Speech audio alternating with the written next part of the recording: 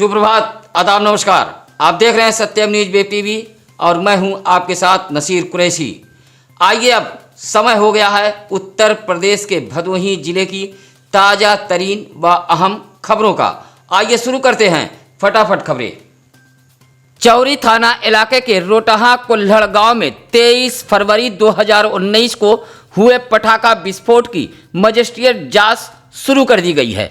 अपर जिलाधिकारी शैलेंद्र कुमार मिश्रा ने नोटिस जारी करते हुए प्रभावित लोगों से अपना पक्ष रखने की बात कही है। कार्य दिवस में उपस्थित होकर प्रभावित लोग अपना लिखित या मौखिक पक्ष रख सकते हैं। आपको बता दें कि रोटहा कुल्हड़ पटाखा विस्फोट मामले में 12 बुनकरों की मौत हुई थी। इसमें अधिकतर पश्चिम बंगाल के कालीन बुनकर थे। भवन मालिक कलियर मंसूरी को इस मामले में गिरफ्तार किया गया था। इस कारखाने में अवैध रूप से पटाखा कारोबार संचालित किया जा रहा था।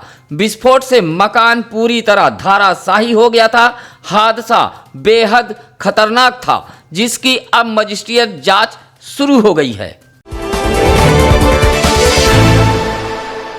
ज्ञानपुर कोतवाली इलाके के एक गांव में घर में अकेला पाकर एक किशोरी के साथ गांव के ही एक युवक ने छेड़खानी की कोशिश की है। किशोरी का पिता अंतिम संस्कार में गया हुआ था। किशोरी के सभी बहनें अपने अपने ससुराल रहती हैं, जिससे वह घर में अकेली थी। इसी बीच मौका पाकर गांव का ही एक युवक घर में घुस गया और किशोरी के साथ जोर जबरदस्ती करने लगा। किशोरी किसी तरह भागकर गांव के एक मुस्लिम परिवार के यहाँ शरण ली। इसी बीच मौका पाकर मनबड़ युवक फरार हो गया।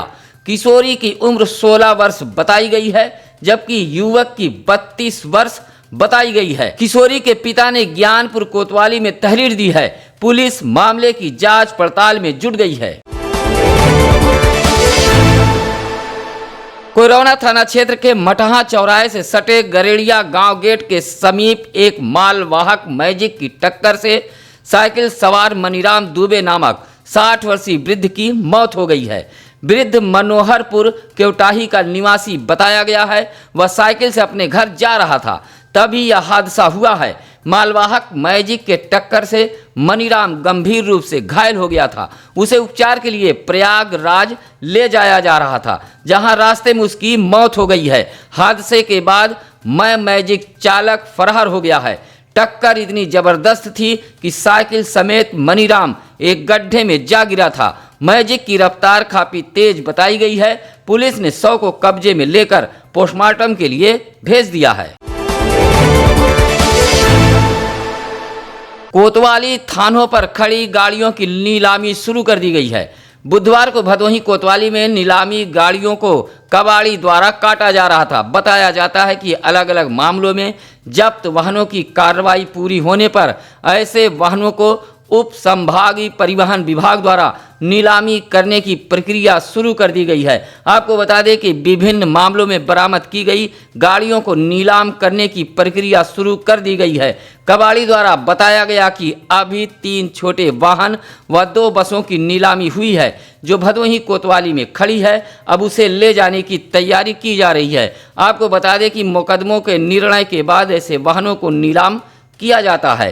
थाने व कोतवाली में खड़े ऐसे वाहन थानों की शोभा बिगाड़ते रहते हैं।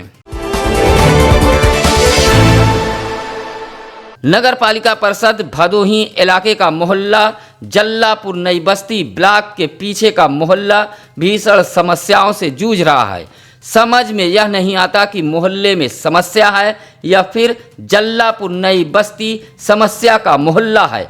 यहाँ सीवर का पानी सड़कों पर फैला हुआ है। एक तरफ स्वच्छ भारत मिशन के तहत अभियान चलाकर सरकार स्वच्छता का निर्देश दे रही है, तो वहीं नगर पालिका परिषद भदोही का यह मोहल्ला भीषण समस्याओं से जूझ रहा है। ब्लॉक के पीछे मौर्या बस्ती से कब्रिस्तान तक तथा कब्रिस्तान से हरिजन बस्ती तक सीवर का गंदा पानी फैला हुआ है तथा सड़कें जलमग्न हैं। हालांकि मोहल्ले में अभी तक खोदकर छोड़ी गई सड़कों का निर्माण नहीं हो पाया है। ऐसे में सीवर का पानी सड़कों पर फैला हुआ है। मोहल्ले वासियों ने नगर पालिका परिषद भदोही का ध्यान आकृष्ट कराते हुए समस्या से निजात दिलाए जाने की मांग की है। डीग गोदना गांव के ग्रामीणों ने मुआवजे की मांग को लेकर जिला मुख्यालय पर प्रदर्शन किया है। दर्जनों से अधिक पहुंचे ग्रामीणों का आरोप है कि वाराणसी प्रयागराज के 6 लेन निर्माण में भूमि अधिग्रहित की गई थी, लेकिन उन्हें मुआवजा नहीं मिला है, जबकि 6 लेन का निर्माण कार्य पूर्ण होने के बाद हाईवे पर आवागमन भी चालू हो गया है। आपको बता दें कि 2 वर्ष पूर्व गोधना गांव के 20 काश्तकारों की जमीन अधिग्रहण कर मुआवजे के लिए पत्रावली संबंधित विभाग के अधिकारियों को भेज दी गई है। काश्तकारों को 51,08,711 रुपये मुआवजा मिलना है, लेकिन काश्तकार कभी NHAI तो कभी तहसील तो कभी कलेक्ट्रेट का चक्कर काट रहे हैं। मुआवजा न मिलने से गुस्साए ग्रामीणों ने मुख्यालय पहुंचकर प्रदर्शन किया है और प्रदर्शन करते हुए मुआवजा दिए जाने की मांग की है। एकादशी पर्व पर बुधवार को भदोही जिले के गंगा घाटों पर आस्थावानों की भीड़ देखी गई। इस दौरान श्रद्धालुओं ने दर्शन पूजन किया, साथ ही घरों में तुलसी का विधि विधान से पूजन किया गया। बाजारों में भी काफी रौनक देखी गई। कहीं हरि कीर्तन तो कहीं मानस पाठ का आयोजन किया गया। एकादशी को लेकर लोगों को गन्ना, गुड़, सिंघाड़ा आदि सामान खरीदते बाजारों में देखा गया। एकादशी स्नान पर्व पर भोर से ही श्रद्धालु गंगा घाट पर पहुंच गए थे।